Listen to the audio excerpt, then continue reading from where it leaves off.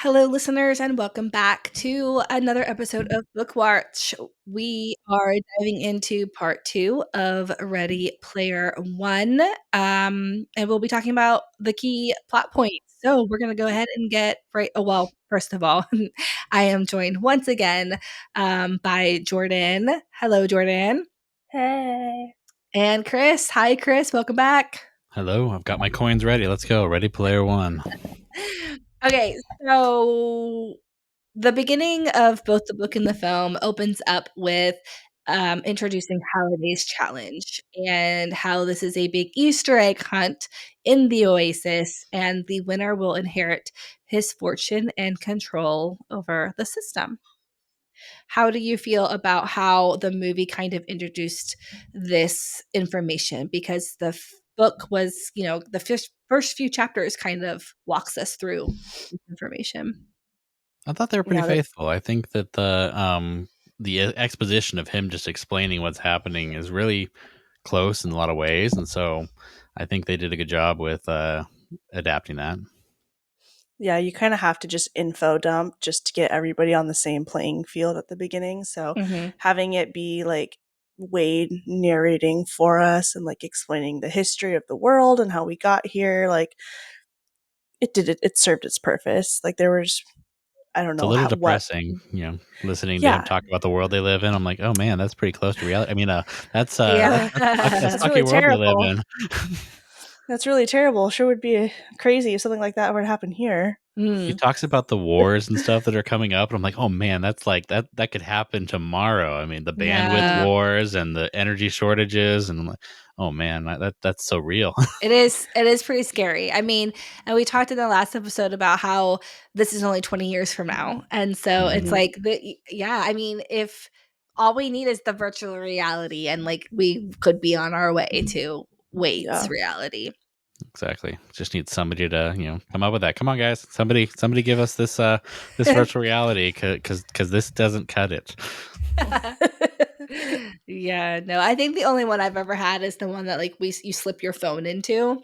Yeah, the original attempt at having something cheap people could use to get on Yes. that. I've got a Meta Quest 2, and I've used it a handful of times for a few games, but it's definitely not something I can wear on my face for very long without feeling it getting sweaty and my eye is starting to hurt, or my feeling kind of sick to my stomach after a while. They'll seasick. So I think they've done more with improving them over since then. The Apple one is supposed to be amazing, and but just way overpriced. And even some of the newer Meta ones are good. As is Apple, But as their but the ones that MO. are more like the game, the ones that are actually tied into your computer, your big old gaming computer that can be more like just glasses and don't have to have the whole computer in them, are definitely the way that you can get more close to what they're doing in the film here. Yeah. So, there's 3 Easter eggs they have to find. There's 3 keys, and there's hints along the way. The first one is the copper key, and we talked last episode how everything has changed, basically, even though you still have the 3 clues. So we start off with the copper key in the book. It is found by solving the riddles and finding the joust game, and exploring that dungeon, which is where he first meets Artemis. And then in the film, it's the race. And he figures out he just has to drive backwards. It's fine. Everything is fine. So, what are your thoughts on the change?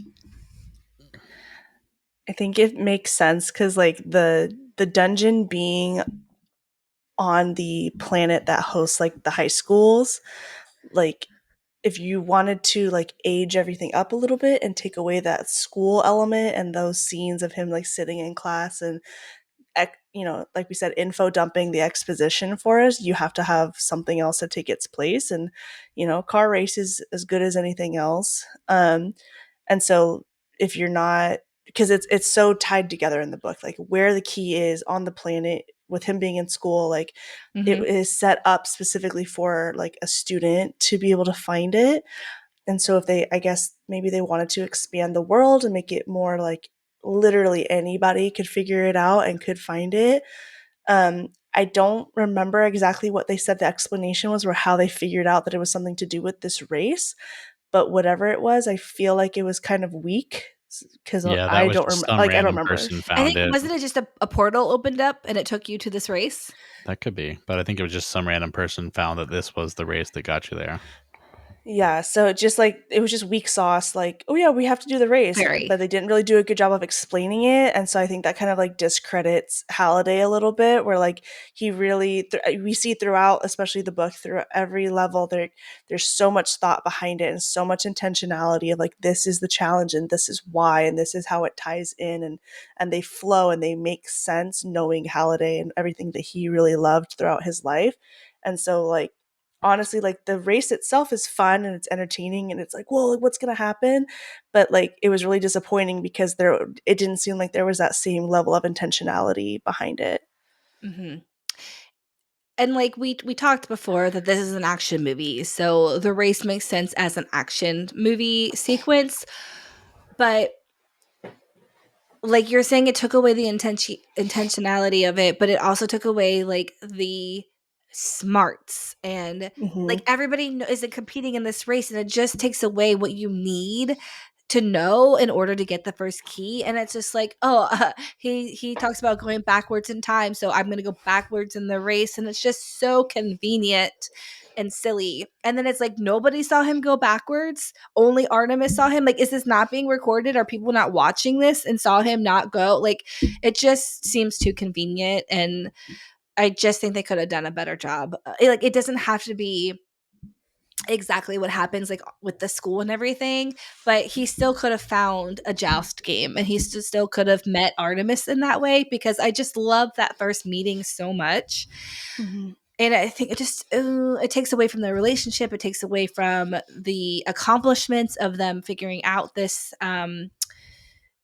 riddle. It and then like Mm-hmm. H figuring it out because he knows Wade, and then Daito and Shoto believing the IROC forum and finding it because of that and becoming the high five. And so yeah, I just did not love again watching it again recently. Like it's fine, it's fun, it's an action movie, but um It lets you yes, play I with the have car a feelings. little bit, and that's one of the things you probably would have missed if you didn't have that race. You would have lost um, the all of the cars and stuff that were fun little references to Right. things.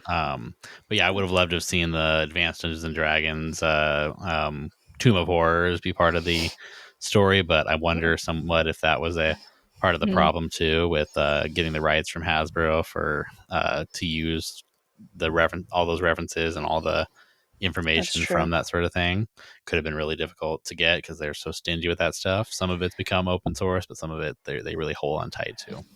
I get it. Yeah, I didn't think about that. That's a valid thought. And just going back to the cars really quick, I was kind of upset that Artemis wasn't on like a Tron bike. That might just be because I've been listening to Bingers Assemble and they were covering Tron, but I was like, "Where's the light cycle?" Like that would have been such a That would cooler thing to have her be riding because like I'm I'm younger, so I didn't understand the reference of whatever bike she was on. I didn't either. Um, like so like that could have been something that like everybody can have like, oh look at that, like I get it. Like so if you're gonna do it, like do it as cool as possible, I guess. that's true. Yeah. I mean, yeah. Again, it's fine for what it is for the film, but going back to this really should have been a TV show, and maybe one day we'll get it, but I just think they could have done this. They could have been a little bit more true to the books with these challenges. Hmm. The bike is also a reference from a 1988 anime, so you probably wouldn't have known it even if Mm. Yeah, that's if you did know that one. It was more of an obscure reference. okay, perfect. Now I don't feel bad anymore. All right, next up we have the Jade Key, which in the book is gained by solving puzzles tied to Blade Runner, Black Tiger, and Monty Python and the Holy Grail. And then in the movie, it's hidden inside the Shining recreation with a secret, like zombie dancing haunted room, Mhm. which has to deal with Kira. Is her name Kira? Yeah, Right. Kira. yeah. Um, Yes. Okay. So and then when does he do oh no. When is what's the word? Reenacting of Ferris Bueller? That's a part of the copper key. It's um the gate. So the key is the first part, and then there's always a gate that goes with that. And when he got to the gate, he had to Yes. do the war game simulation. Okay. And I watched War Games recently because had never seen it before, and that is actually a great movie. If anybody's I haven't seen especially it. for No. hackers or anybody Yeah. or anybody that considers themselves techie, it's very fun with old fashioned tech and stuff. Fun. Okay, what about the other references there? Are you guys are Blade Runner? Probably have seen that I one haven't was seen very Blade recent for Runner in me a very too. long time. So when they were talking about the unicorn or horse, unicorn. What's the Yeah, I think it's a paper? Blade, yeah, unicorn. Yeah, the Yeah. unicorn. Like that kind of rings a bell, but not really. I've definitely seen Monty Python and the Holy Grail, and yeah. I think like Yeah. I think our generation have kind of grown up with those references. So Right. That one's I don't know definitely those. the biggest one I knew. Blade Runner, I hadn't seen it growing up like I should have probably. But I watched it relatively recently and it was good. Harrison Ford, Mm. and the whole cyberpunk world. Black Tiger, I've never played that game, so I kind of been looking at some of these references like, have I ever played that? Have I ever done that? Whereas and The Shining I've never seen, so it was all kind of just the first time I'd been in that world either. So The Shining I haven't seen, but I know it. Yeah. it's I pretty in know the references zeitgeist, enough, yeah. like the twin girls. Although the woman in the bathtub, I don't know. I don't know if that's actually in The Shining or not. I Mhm. didn't recognize that. And I don't know if she turns into that like old creepy zombie lady either. Yeah. But There Maybe are no it's from zombies in The another. Shining, is what they made the reference in the show. So it was Yeah. more of some sort of reference to the zombie dance. I think that was okay. Yeah. what they I was were gonna say Okay. maybe mostly it's from showing us. another Stephen King novel, Maybe. maybe. Hmm. I don't know. Yeah, most of these references are going over my head. I was born in 1998, so most of these things I'm like, I don't know. I just if I have caught it from my parents, Mhm. then I've caught it, and if not, then shoom, over my head. I gave my Um, dad some trouble, or not trouble, but I gave him a hard time the other day, saying, "You failed me on my '80s movie education. I'm watching this, and I have to go back and like rewatch a ton of stuff that I should have known from you showing me '80s movies. We had so many VHSs. Where were all these?" yeah, I thought the Shining sequence was fun. Like I don't mind missing like this change didn't bother me as much as the first one did. I guess I should Hmm. say it was a yeah, really fun sequence. I don't like that they all were together and then split up. Again, that's a change from Never this split the the party. book. Yeah, and like yeah, again, Daito and Shoto were such a big part of this scene, but for what the movie was trying to do and say and be, it was a fun like H getting separated and going through his whole horror sequence. Again, comedic relief. And as the person that doesn't watch horror films, he talks about and how he not into that. It yeah. was a good point of view character for those of us who Yes, don't watch horror films to go through The yes, Shining and Yeah, experience that with him.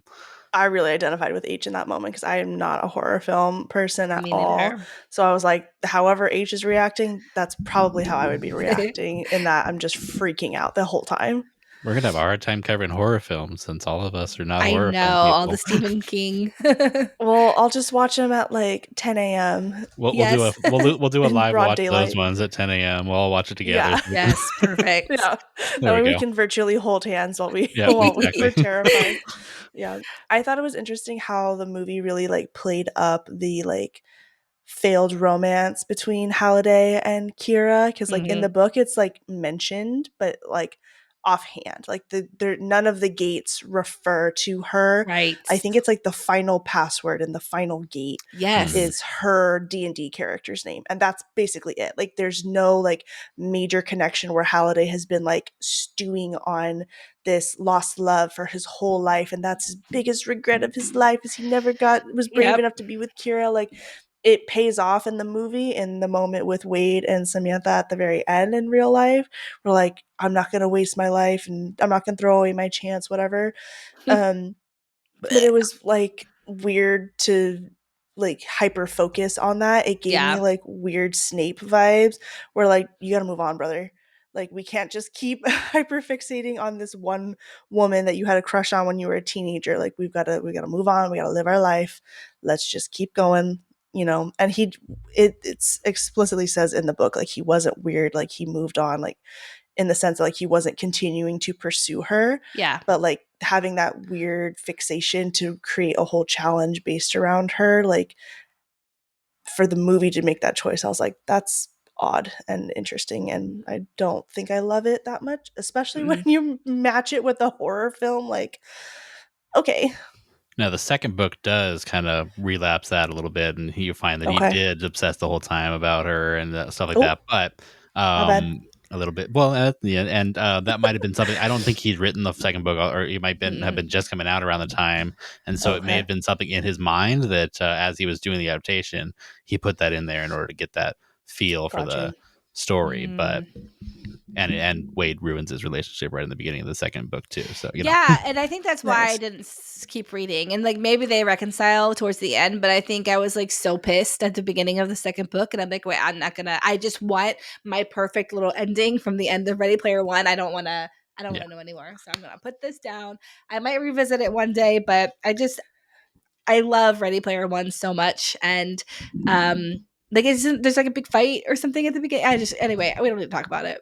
Well, I'll put it out there that I actually really like the second book. I know a lot of people dislike it, but I think that it does tell a really good, complete story, and it gets into some more AI storylines that really are Okay. pretty relevant to the modern time a little more so. And I think Yeah. the story they tell actually is really well done with the who you end up seeing as the perspective character in the end and things like that. But it's not for everybody. It definitely changed some of the characters a little bit in a way that kind of ruined the first book on for some people, or ruined the See, I characters don't from love the that. first book. So Yeah. I enjoy it as a complete story if you're just reading it all the way through. Mm. But back to Well, the jade key, or in the crystal key. I think we got everything, went through the jade key for the most part. Any other thoughts on the puzzle in the book or the movie? I don't really remember what this jade key is in the book.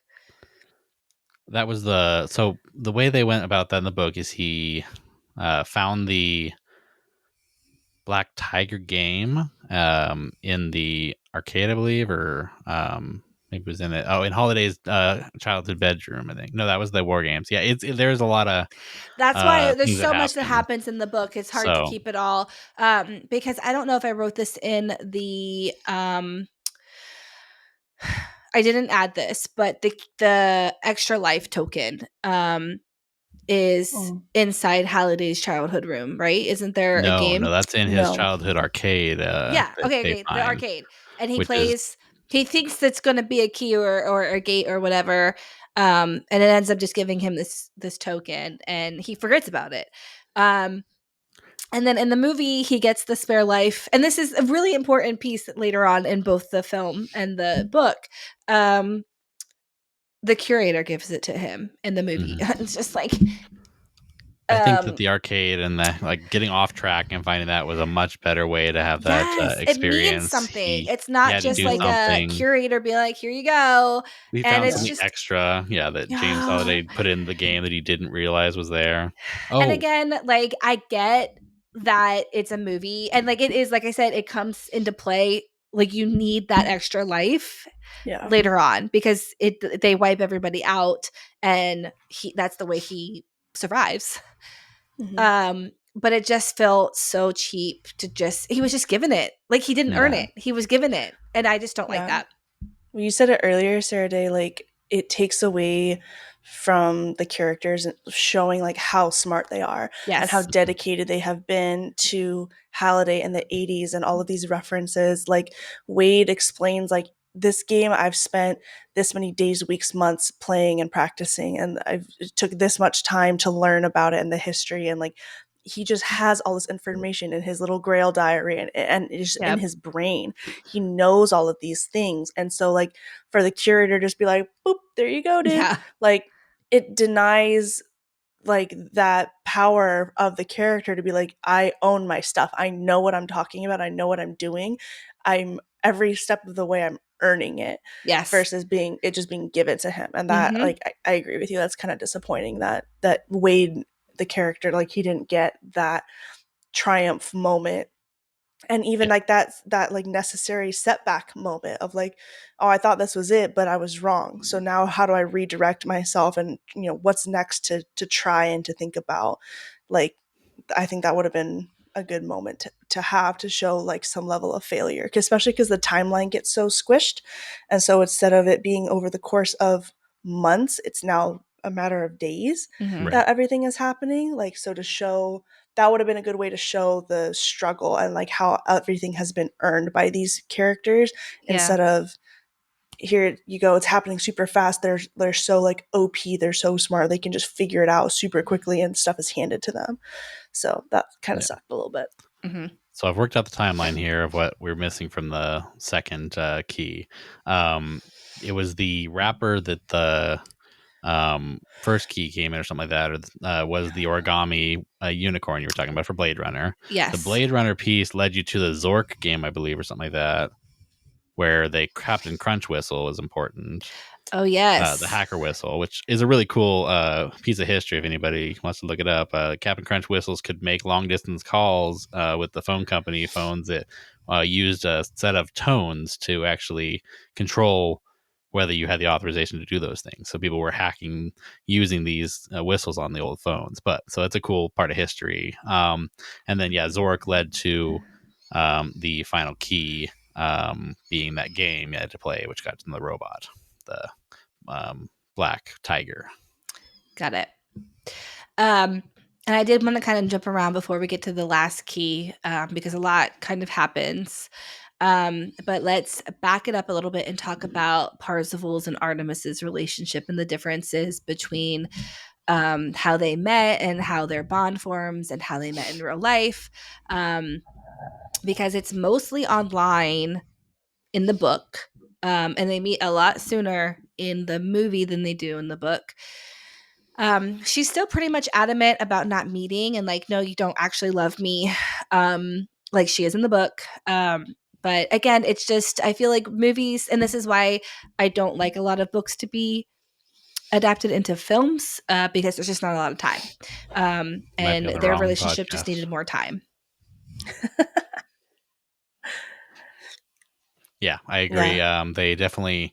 I mean, they are. The first key is where they meet, and that they the timeline's about the same with kind of the way they go about that key wise. But yeah, I think her story being kind of altered to be the more she's part of this rebellion that's fighting back against the debt snakes and of IOI taking people into the um what they call that, the indentured servitude Hmm. system, was very much a change. We do see it happen in the book, but it's Wade's going in order to specifically make this change. Hmm. Whereas in the movie, her father died in one of the indentured servitude things, which gives her the motivation to fight back. So I think that her story being as different as it is made for her character also acting differently towards him in order to protect herself from being discovered as who she is and all that. So, but their relationship specifically felt pretty close to me as far as she says, no, I don't want, you don't love me, and I'm going to focus on my goals here, one way or the other, Hmm. finishing this competition, winning. Yeah, I understand like in the book and the movie why she doesn't want to get close to him, because they're competing. She doesn't think that they have the same like goals in winning. Like her goal in winning is like they talk about like Hmm. in the movie, it's like, free the indentured servants and like put an end to that system and stuff like that. And then in the book, it's like, feeding the hungry and like, doing good for the world, versus Wade is like, I want to get on a ship and get out of here. Like, this world sucks. And so like I want to like put my money towards leaving it, not fixing it. And so like I understand why she doesn't want to like join him in that way, because their values don't align. But I think again with the timeline being changed, like they in the book they spend months like building their relationship and becoming close friends. Mm-hmm. And so then it hurts a lot more when she like rejects him and he asks like, are you breaking up with me? And she's like, we were never together, dude. And it's like, but you kind of were, because you spent hours a day with each other, spending time together, watching movies, watching shows, like studying the clue and doing all of that together. Versus in the movie, she's like, you don't know me, like you can't love me because you don't know me. And I'm like, yeah, you've known each other for literally like 3 days. So yeah, she's right. She's more valid. And so his like heartbreak and him being upset doesn't hit as deeply in the Right. movie, because you're like, yeah, it's been 3 days, like you need to relax, like you don't actually love her, like I'm on her side. Yeah. But in the book it's like, no, he does love her. They have spent that time together. Like she could love him too, but I still understand why she doesn't want to be with him. Well, and then the book, it's also a lot of insecurity on her part. Mm-hmm. And she has proper internet boundaries. She's not having full crushes on people she just met on the internet. Yeah.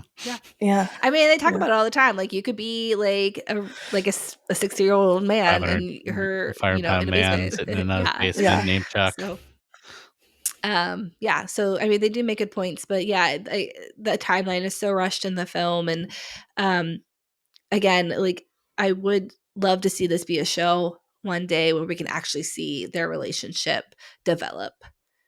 That'd be cool. All right.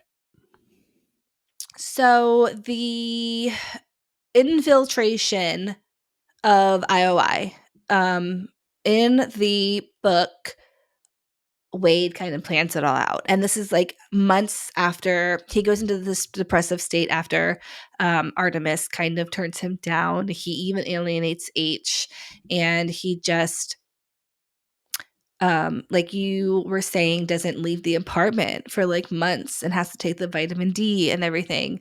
And then he comes up with this plan to infiltrate IOI. Whereas in the movie, they capture Artemis and she is taken to IOI, and then they infiltrate IOI to save her. Again, much more action movie esque than the book. I love how we find out that he had planned this all out in the book. So another disappointing change on my part, but I get why they made the decision for the film. It's an action film and there's not a lot of time. But what do you guys think of seeing IOI and the way these both played out? Yeah, I think it still goes back to that, like, not letting him be as smart as he actually is. Like, he's so incredibly intelligent, and for him to like think of that plan and be able to hack into these like Mm-hmm. super well protected systems to be able to, hack into IOI and create debt for himself and then get back in there and steal their data. And like, it's incredibly intelligent for him to plan it all out and be able to execute the plan. And it just like really like diminishes his character for it to be taken away from him and he's not involved in that situation at all, and for it to be like, oh no, she got captured, like it was an accident, we're pivoting and having to react to it instead of it Right. being plotted out. So yeah. Yeah, I agree entirely. It definitely diminishes his ability to show that he actually is smart, and not just somebody who can memorize a lot of stuff. Some of the hacking he was doing was buying, credentials online that on the dark web that only rich Gunthers can get to. But he also knew where to find those things and knew kind of how to utilize them once he had them. And not everybody can utilize a system of hacking to make that happen. So It's he spent a almost lot of street time. smarts plus intelligence. Right. And I Yeah. feel like we see some of that too with his, like, how his character grew up living, like getting these, fixing laptops, fixing Oasis headsets and stuff. And so he's got this technology smarts that we see him carry through in the book a lot. Whereas Mhm. in the movie, he's just happens to see a password on the thing while he's having that conversation with Sorrento, and is able to utilize that to recreate the illusion for, I mean, and that is a fun moment where they hack into his immersion system and hijack his exit to make him think he's in the real world. That's, I couldn't imagine feeling like you still are wearing this mask but you think you're in the real world. It's funny to think about. But Yeah, and I but think it even worked both ways. But even Right. that though, I think that was H that did that, right? H like Well, he programmed created that. everything, yeah, because he's got the Yeah. building skills inside the Oasis, which was fine Yeah. to give him some more agency, something to do. But Yeah. yeah, it was definitely different in a way that I'm not sure if I loved it as much. I think it worked within like with all of the other changes that were made for the movie, it worked and it made sense and it flowed really well.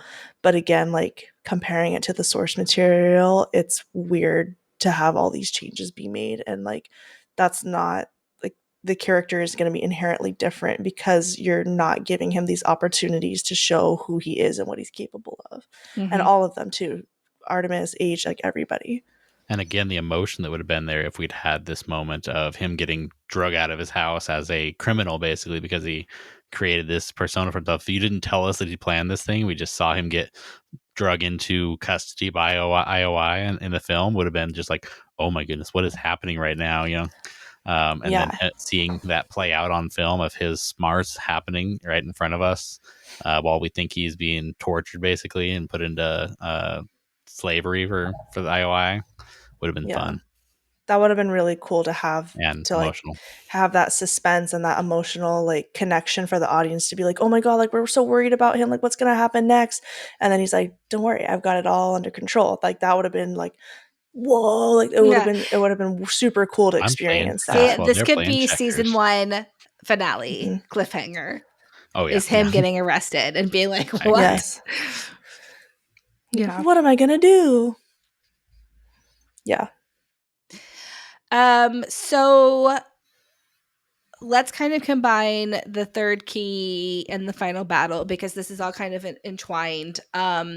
He gets out of okay, so while infiltrating IOI, he finds these documents saying that Dido has been eliminated and all of the information on Artemis Hmm. and Shoto and himself, but not a lot of information on H. So he gets out of IOI and contacts them and says, "We need to meet. They have all this information on you guys. You need to get out of Dodge."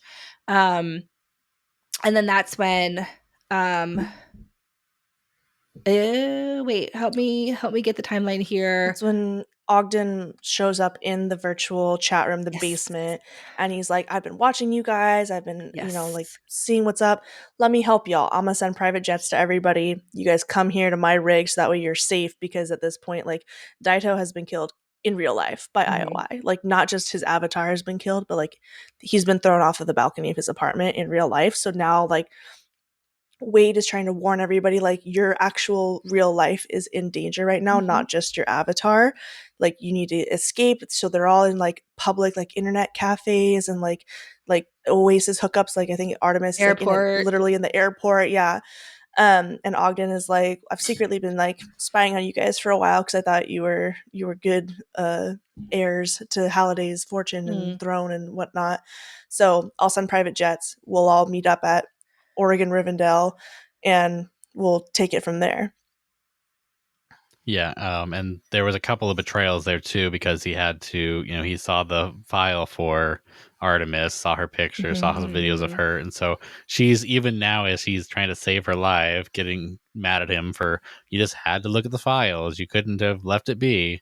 He's like, I saved your life. What are you talking about? Yeah, And then I thought that was a Ogmoro little betraying them by silly. being able to get into their chat room was another breach of confidence. All of a sudden, that they're like, "Can we trust anybody?" So that was I think it's interesting. still kind of in character for her because, like I said earlier, that she is very insecure about Hmm. her Hmm. appearance, and so now she knows that Wade knows what she looks like, and though I think she's freaking out inside because I think she does love Wade, Yeah, but she thinks he loves the idea of her and her avatar, which she is not her true self. So she's still very insecure, and I think that insecurity is just coming out in anger in that particular scene. But I would have yeah, loved to see that anticipation. So not only is he anticipating meeting Artemis in real life, even though he knows what she looks like, he's anticipating meeting H in this moment, and he doesn't know anything about H. So Mm-hmm. the van comes up and he's introduced to this female and he gets over it, and like it's a really nice moment between the two of them, and then we get the anticipation of him meeting Artemis and the whole she doesn't want to meet you until afterwards. Um, Mm-hmm. so all of that is it's just really great character development. It's a really great climax, sort of to what we've this journey that we've been on so far with their relationship. Both of these relationships, Parsifal and H, and Artemis and Parsifal. That again, like in the movie, we've already met them in real life. We've already gotten a Mm-hmm. key together. Right. So it's just very different, and I really like the journey of these relationships and then how we see them play out in the books. Yeah. And the mountains of Oregon, I can attest as someone who lives here, do look like Rivendell sometimes. Mm. Not where I live. I'm in the high desert. We're dry. But just a couple hours to the either side, really. Any way you go, you'll find Rivendell up in the mountains. Nice. Yeah. So getting the crystal key, um, it they're both at Castle Anorak in book and film. However, the book is after playing Tempest and Adventure and then reenacting Monty Python, whereas in the movie there's a little TV in an ice ring, and the IOI agents are in line playing it, and they're trying to Right. figure out. And then, oh, also, I don't think we've mentioned this. The little team of IOI Halliday experts were an addition to the film, and I thought they were a pretty fun Seeing addition. some of But them was fun, yeah. yes, and Yeah. they're kind of in the earpieces of the people playing the games and figuring out and feeding Info and whatever, and even Sorrento. Yes, feeding yeah. info to Sorrento. Um and then the final battle comes into play because they need to take down the Orb shield. of Ozavox, I Yes, think. that IOI has erected around Castle Anorak in order for anybody else to compete for this key, because they are kind of claiming dibs on it and not letting any other Gunthers come in. Um, so some big differences here. I've already talked about the different games, but in the final battle, um, Iron Giant replaces the Ultraman, which was probably a rights thing. Um, but any other comments on this whole kind of epic conclusion? Well, there was the Rush connection of like, him finding out in order to get the key itself, it was he had to go to the planet with the Rush album that was from like 2112 was their album Mm-hmm. that Concept had the album. reference. And having the guitar that told him that they needed the 3 was kind of the key to that the in the book that the Oh, IOI guys did not have, and so they couldn't get through it. And I thought that was fun because it meant that Halliday always intended for this to be done by a group of people, but a group of friends. Yeah. And so he always got by with the help from his friends. So it was good to have that connection there. The Schoolhouse Rock, It Takes 3 reference. There was a lot of good references in there. And then, yeah, the fight was a lot of fun with the different robots and stuff like that in both versions. It didn't really take away from it to have different robots in there. It was still fun to have Mecha Godzilla and them fighting Oh, that. yes. The Spider-Man is the Japanese Spider-Man robot that from the 80s cartoon. That was cool to have him have that one in there, a reference. So yeah, that was fun. It would be fun to do a freeze frame by frame, and kind of look at all of the characters that they have. In the Because film, they yeah, had for a sure. Mortal Kombat character was in there. The The Leprechaun, Martian yeah. was in the beginning of the movie. What's his name? Oh yeah, Something Martian. yeah. Marvin Martian at the very Marvin beginning as he Martian. comes out of the Yes. thing. Yeah, I always see that one. Yeah. Um, And then adventure being in the movie is a fun one because that is that Easter egg that they do mention it in the book and we see it, but I think it was earlier.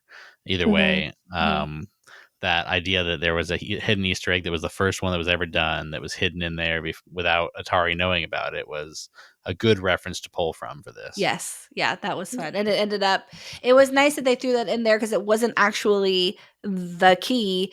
But it was important. It was a whole section in the book about it. So it was nice to pull that in and have that little Easter egg. Yeah, and it is I a fun one kind for of them to sit on, and end on there for the movie, I think, to use that real life Yes. thing there. I kind of wish we had gotten more of like the outside information of like the media talking about it and like the chat rooms and like the news boards like online, because I think it's really powerful that like Parzival sends out that message and that call to action, like attention all Gunters, like this is what's been happening, this is what IOI is capable of, we're gonna take them down, like that call for aid and having all of everybody, all of the clans, all of the solos, like everybody respond to that, I think was like a really powerful moment. And so like to have that kind of those little tidbits throughout of like the news anchors talking about stuff and like the headlines that he's reading throughout, to like to know like how like the scale of how big it is and how many people are really Right. invested in this, I think that it could have been a more powerful moment if we had had that a little bit more of that background information throughout, to where when he sends out the video or the message to everybody and he gets that kind of response, it's like it's the Avengers Assemble moment where it's like we're calling Oh all yeah, of our friends, all of the heroes are together and we're going to take down the bad guys. And it could have been a little bit deeper, I think, Yeah. but it was still super cool to watch.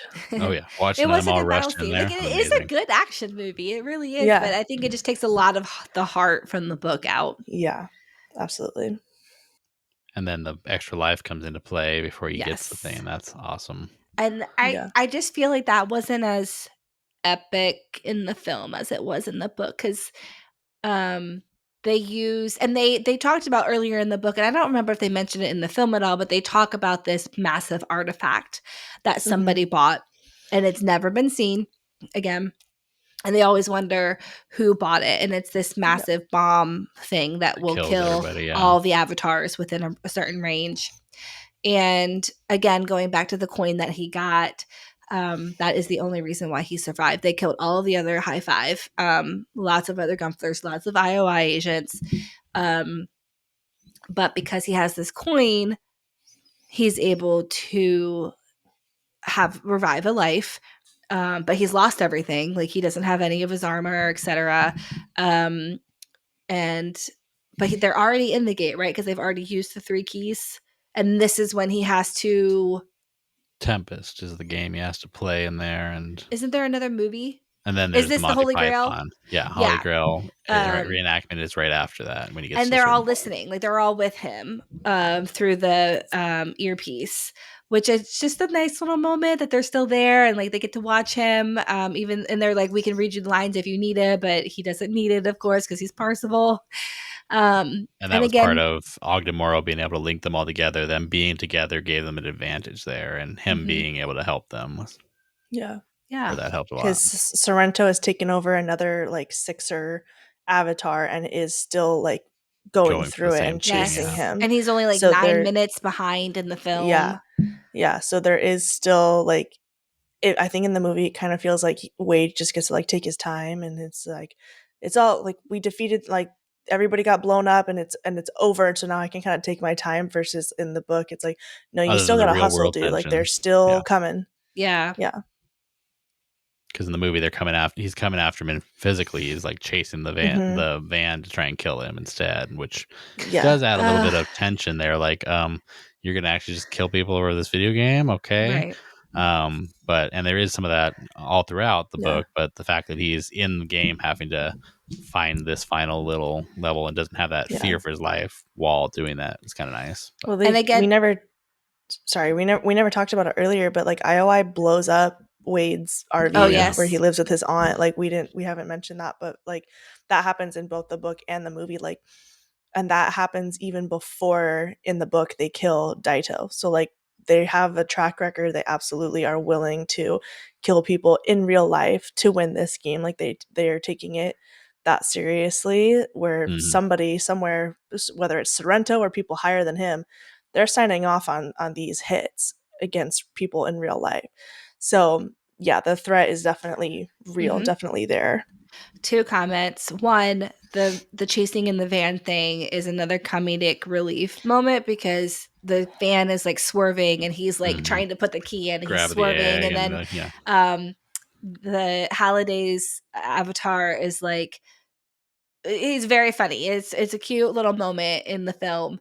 Going back to blowing up the stacks, his aunt as a character, we didn't really talk about her in the last episode, but she was very much changed because in the movie she's a lot more sympathetic and kind to Wade, whereas in the book she's just as bad as the boyfriend is to him. Yeah. And is it almost seems like the Dursleys, like it's such a burden to have this nephew. Right. Whereas, like, you're actually really sad that I guess you're sad that the stacks blow up in the book as well, but they make her a lot more sympathetic in the movie, and like he could have saved her if the boyfriend wasn't being such a jerk about it. Right. Although she didn't really have that much time, but No. it is and a Mrs. different Gilmore character. is his friend that lives in him that he was more sad about in the book and in the movie. Yeah, Something and like she that. survives in the movie. Does she? Oh, Well, I might be wrong. I'm pretty sure she comes up at the end when they're all kind of confronting okay. Sorrento. Yeah. I thought Yeah, I that was think the so. same woman. The stacks are crazy when you really think about, like, he was on like the 30 or way up in this stack, and if you take the normal measure of a manufactured home, he's like 300 400 feet in the air with this these scaffolding that he's walking on to get down, and he was like right up at the top. I'm like, these are insane. I couldn't imagine ever having to live up in this sort of There's outer also a lot more scaffolding. people. Like in the movie, it's just him, his aunt, and her boyfriend. But in the Right. book, isn't there like multiple families in this Like a one? double wide with like 4 There's different like groups, and 15 plus people in there. Yeah. Yeah, so they all die in the book too. and I would I mean, it's absolutely not try and find funny. his hideout. Like his van was kind of the perfect hideout for that. Then they did a good job showing that in both the film and the book. They did a great job with that piece. Except in the film, they see him running. Because isn't that when she gets him to the Resistance? She And takes there's him away this from that, random guy with the face tattoos. because she's Another some added sort camera. of covert spy organization, basically, is what it feels like, and that threw me off a little bit. But yeah. Anyway, so then we can come back to the ending now. Parzival wins, meets Halliday's avatar, and then splits the winnings, and he's about to sign the contract, and he's like, it feels wrong, which I think is a little different than the book. Because in the book he had promised them to split the winnings before he even went in, and he does the whole live announcement about it. And then the movie adds that they, in the epilogue, that they close it on Tuesdays and Thursdays so that people really have to experience real life. right, in the book, he ends up in like Halliday's office, which has the largest collection of all like old computer systems and stuff like Yes. that, and video game systems. And he has to find the right one and turn it on, and that's where he gets the egg from. And then he still has that whole conversation in Anorak's study, which is where the big red button is and everything that we see in the film and in the book. And so he can use that button to shut down the entire Oasis and have a tapeworm go through and destroy the whole thing, which is an interesting concept. That in the book they talk about how it would, or I don't know if they talk about the first book, but in the second one for sure they talk about how that would throw off everything in society. Like that planes wouldn't fly Well, it's right. like, I mean, it's like everything. if you shut if the internet were to disappear, if the government shuts down. Oh wait, yeah. That's fine, I guess. Like how much we rely on the internet today and like our reality, and like if the there's a internet were lot to of stuff that's based on old technology at this point that if it goes offline, it would be I mean, I think completely businesses and like corporations that like how would we communicate with the other countries? Like I don't even have a landline, like right. Yeah. And the last thing there that was interesting is in the movie, for sure, he has the question of he asks Anorak, "You're not," or he asks Halliday when he talks to him, "You're not an avatar, are you?" And he says that he's not, and that he's something else, which is interesting because it's like he's actually a full. He is the Oasis. He is that AI that is literally Holiday's life inside there. Yeah, it's really Yeah. interesting. And that's the hint that kind of leads into the second book's AI stuff a little bit more. But they don't actually have it in the book, I don't think. Not quite the same. Yeah. Do you guys think they anticipated this movie doing so well that they would get to make the second film for the second book? It doesn't Or seem that like it was ever intended. I mean, they I think there was some questions about it, but it doesn't seem like it was the point. So I don't know. yeah. I would love them to. I think they could do a good job with the concepts Mhm. in the second one, but I haven't seen What anything. is the main like what's the antagonist of the second book?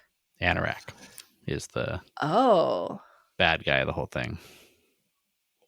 So the AI that That's is cool. Anorak was supposed. Yeah, I can get into it, but I don't want to ruin the movie if anybody or the book if anybody hasn't read it yet. But it's definitely an interesting storyline of AI and the way that and it shows kind of how each of them handled the money and the Mhm. fame and all Mm. that, and why it does explain, kind of lead into the more important part of certain stories is what happens after you win this Right. giant thing. And I like that sort of thing, but it Mhm. does change the way certain people see it until the very end when you find out it wasn't in from the perspective you thought it was entirely. Hmm. So Yeah, I Interesting. think I won't be reading the second one. fair enough. I'll keep it all to myself. Um, so I think we Keep kind your of covered secrets. everything. We talked about things that were cut, we talked about things that were added. But do you think that these changes help streamline the story or do you think they weakened it? Certain ones definitely weakened it, but it did tell the story in a way that was fun. I always enjoy the movie. By the time I get to the end, I'm happy. I enjoyed what I saw. I thought it was fun. I want to go back and read the book because I want to see it right. But I enjoy the story I watched. So Yeah, I think it depends on what you're looking for. If you're looking for a fun, like, sci-fi action adventure movie, then, like, it's perfect and it hits all the notes and it's Mhm. well written and it, like, is interesting and makes you think about things. But if you want something that's a little bit more, like, in depth, Epic. because like, yeah, because like, and Klein like really digs into like his thoughts on like religion and politics and like, Mhm. the economy and like that kind of stuff. So if you want like a little bit more of a deeper take on those topics, like through the guise of this world and the Oasis, then like you're not really going to get it as much. Like you have like the evil corporation that you're fighting against, but they're kind of like your typical like action movie goons. They're not really like intelligent and like they're more like mustache twirly than like Mhm. intelligent adversaries to like do battle with intellectually.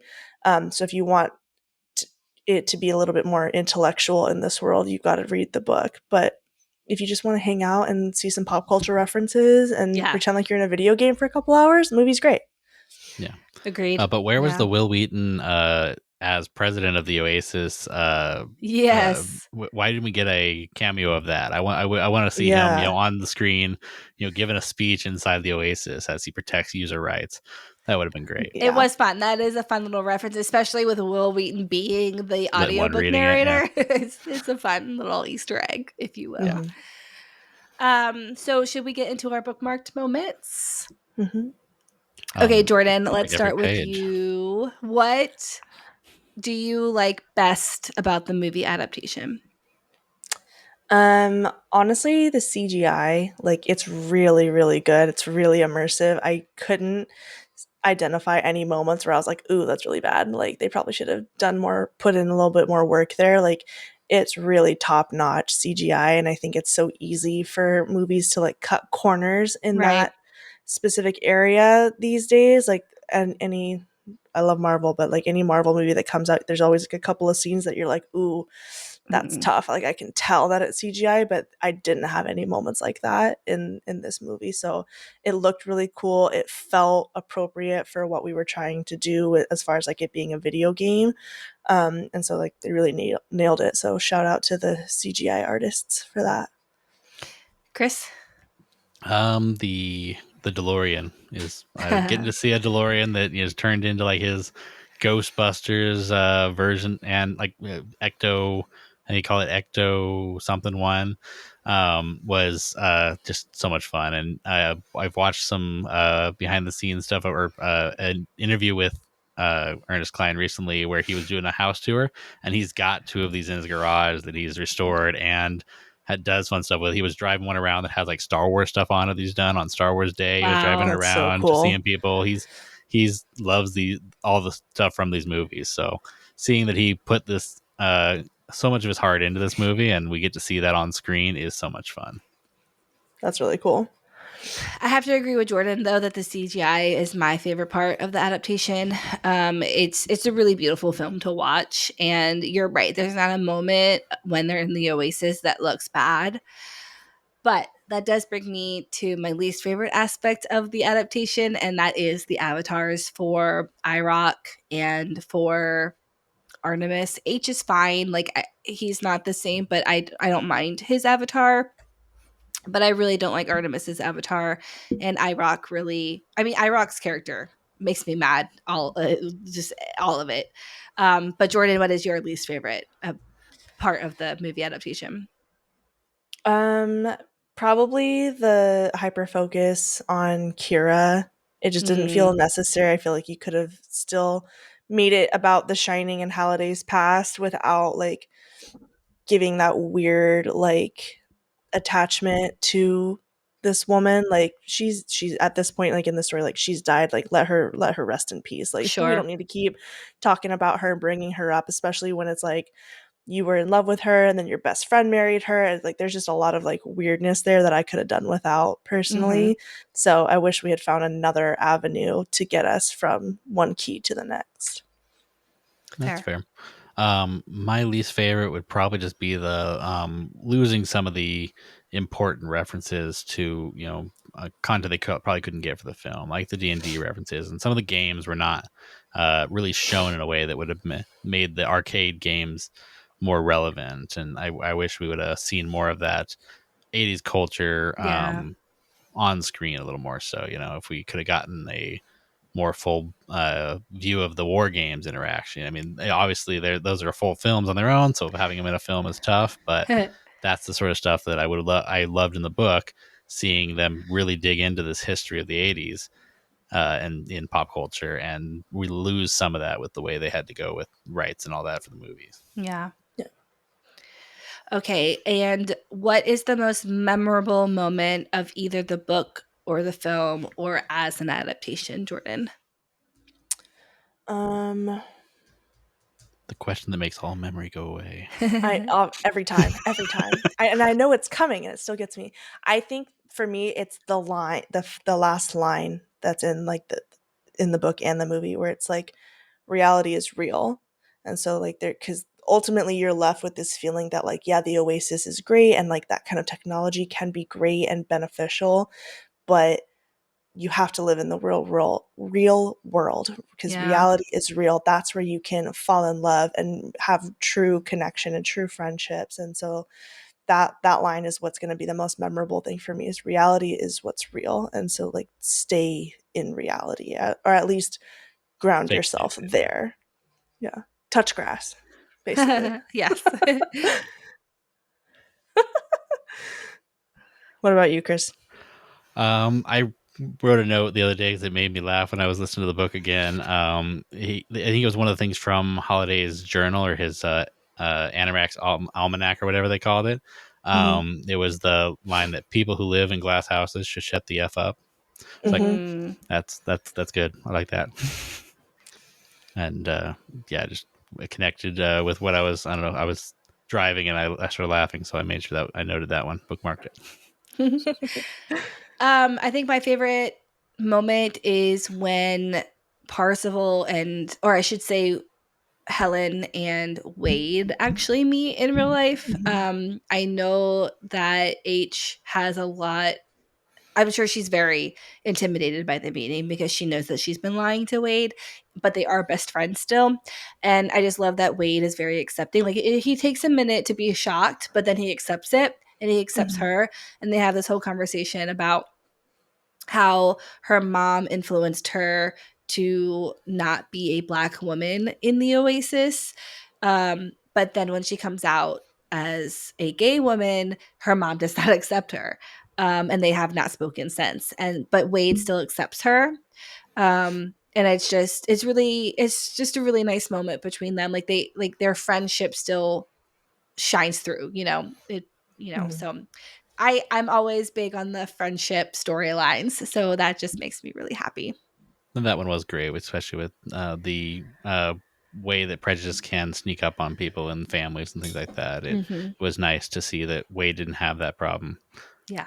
And he was accepting, because I've known this person for years now and they are my friend. And whether they are this woman or a man that I thought I was talking to, we knew that in the Oasis. It's not always who you think you're talking to. So, well, in particular, he has this thought like, wait, but we've talked about liking women, yeah. and that's Yeah. when she's like, well, I do like women, and that's where the story with her mom comes out. And so It's a good for engaging her, it love must story. Yeah. mean so much that her own Mhm. mom didn't accept her, but Wade and the rest of the High Five do accept her Yeah. in Right away. Yeah. reality.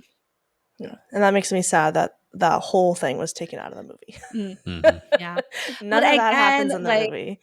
I think just with the time they have in a Yes, movie, you totally. just can't go into all those little nuances that a book can. I mean, the book is so long too. Mhm. Um, but again, that is why I really do hope one day we can get a show out of Ready Player One, because I do think that it would be more faithful and we can get these types of storylines Yeah, out of it. But I agree. Yeah. absolutely. time will tell. Fingers crossed. All right, friends, any other final thoughts before we hop off? We've gone Read the through a book, lot. I watch think the we're good. movie. Yeah. Definitely read the book, watch the movie. They're worth it. Yes, Send us your definitely. feedback. Comment Please on our do. Instagram. Let us know what your thoughts are. Yes, and join the Facebook Book Watch Lounge We're all on hanging out Mhm. there. Facebook. Mhm. And with that, I guess we'll see you next week for our December books to be announced shortly. I'm excited. Yay. Okay, bye. Bye. Bye.